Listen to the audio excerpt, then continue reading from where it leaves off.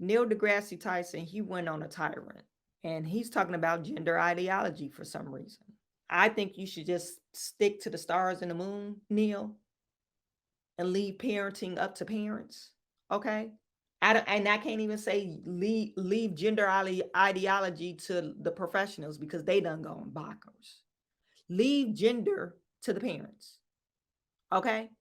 If you're not bringing life into the world, leave it up to the parents, i.e., mother and daddy. My point is, apparently, the XXXY chromosomes are insufficient because when we wake up in the morning, we exaggerate whatever feature we want to portray the gender of our choice.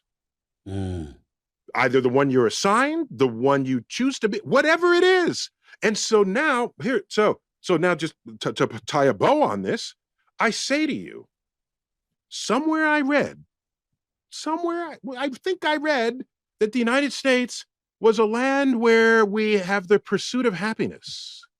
Yes. Suppose no matter my chromosomes, today I feel 80% female, 20% male. I'm gonna put on makeup. I'm gonna do that. Tomorrow I might feel 80% male. I'll remove the makeup and I'll wear a muscle shirt. Why do you care? Yeah. What business is it of yours to require that I fulfill your inability to think of gender on a spectrum? Yeah, why do we care? Because you are talking to our kids, and then you get mad at us if we don't gender you properly. That's why we care. You're making us nuts. This confirms everyone's suspicions about you could be book smart, but you don't have enough common sense to say, I got a stick and two dingleberries. That means I'm a boy. I have breasts.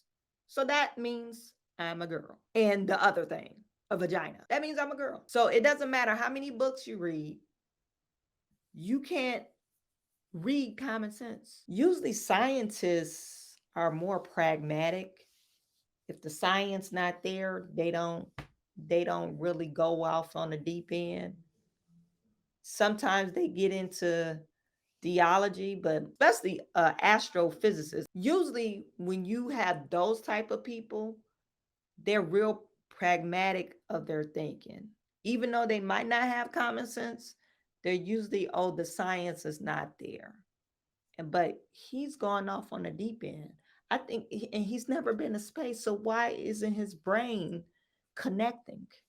His synapses are not connecting to make logical reasoning. So I don't know what else to say about this guy. You got this young lady here, Chloe Cole. So throughout the years, Chloe Cole, she was young when she started taking puberty blockers. Now she's suing the doctors that did this to her. And she's been before Congress. And I was on puberty blockers, testosterone, and I had a double mastectomy. And I've experienced complications. I still am experiencing complications to this day from all three, including the joint pains. I went on puberty blockers myself. I was on them for about a year, and while I was on them, I would hear like cracks in like my neck and my back, and I would get really bad hot flashes, which stopped as I went off of them. But to this day, I still experience joint pains, mainly in my arms, my hands, my knees, and mostly in my back and my neck. Because of the testosterone, I have permanent changes to my bone structure that cannot be reversed. And I mainly have issues with my urinary tract, but I'm not sure whether I'll be able to conceive a child or be able to safely carry to term or to birth.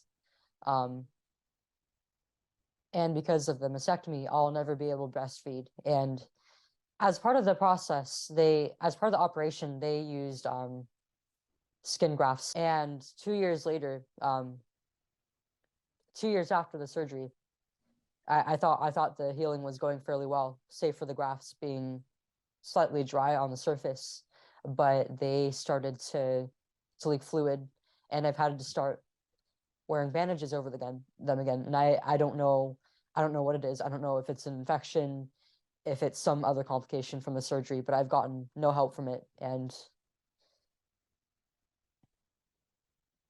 I'm not sure whether it'll even go away or if I'll have to live like this for the rest of my life. I wasn't really allowed any time to just be, and to just be, and just to be observed alone without intervention. I mean, it was only about half a year between being diagnosed with gender dysphoria and actually being medicated. So the process for me was very expedited. I'm afraid that my generation and the generations following mine are going to be led astray down the same path that I was on. When she was in this congressional hearing, she had a hard time discussing it. But you just got to imagine, number one, double mastectomy. That takes away from who you are. Women So go throughout the in to years, I get was on breast enlargement, because they feel like they breast is not large enough. But you're talking about, oh, you want to take away my chest, and I'm not even a grown person because I say I have some type of, I don't feel comfortable in my body, and you say, you have gender dysphoria, we're going to put you on puberty blockers, you should be a boy. That's basically what happened to her. Oh, we're going to put you on puberty blockers, we'll chop off those things, you don't like them, we'll chop them off, and we'll put you on puberty blockers, and then we'll change your arm into a penis, because that's what they do. But I'm sorry, you're not going to have enough. You probably not going to have good sex because we stopped that process. They don't tell you that. Or you probably can't have kids either. It is not loving to lie to a child. It is not loving to disrupt a child's healthy, natural development.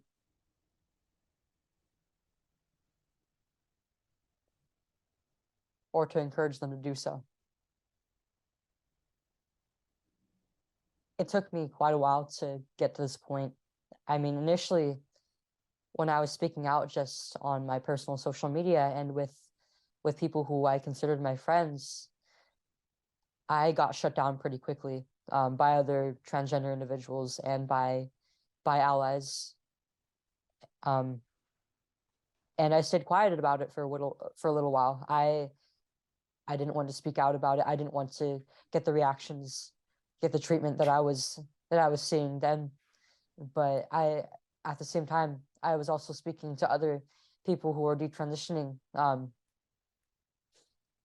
people who regretted their transitions, and people who were harmed medically. And seeing how these people were suffering, how a lot of them had a lot of the same struggles that I did, and some even worse, some were even worse off. I realized that this experience is a lot more common than previously thought, and that not everybody in the situation feels that they're able to speak up, and that's a large part of what motivates me to speak out. I'm far from whole. I'm far from healed. I'm still processing and dealing with what I went through. But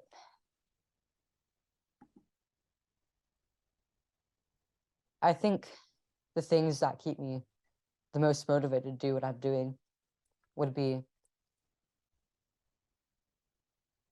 the love for my friends and family, and my friends who are detransitioning as well. Just seeing what they're going through and what thousands of children and young people are going through reminds me what I'm fighting for. Yeah, I mean, it's like I said, it's sad that, you have adults saying, okay, I feel like this as a person, which is fine and dandy. We don't care how you feel as an adult. The problem comes when you try to inflict your same pain or confusion on kids.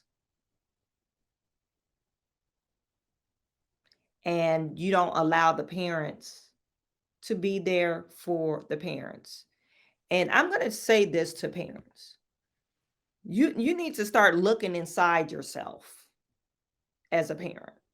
Stop going. The medical professional is not going to save you. They're not your friend. They're here to make money.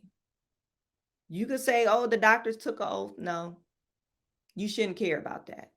The medical professional, they're not your friend. They're not experts, especially in this gender ideology thing. They're not experts. They're just doing experiments on your kids. You need to follow your heart. And now, does the government need to step in? Some of this stuff is child abuse.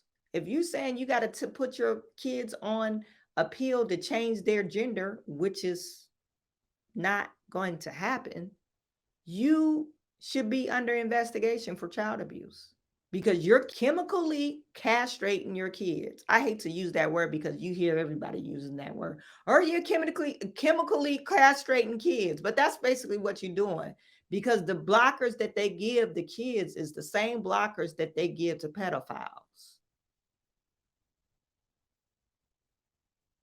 So they won't have the urge anymore for sex. So are you saying your child is a pedophile because you don't want them to have the urge to have sex? I just don't understand.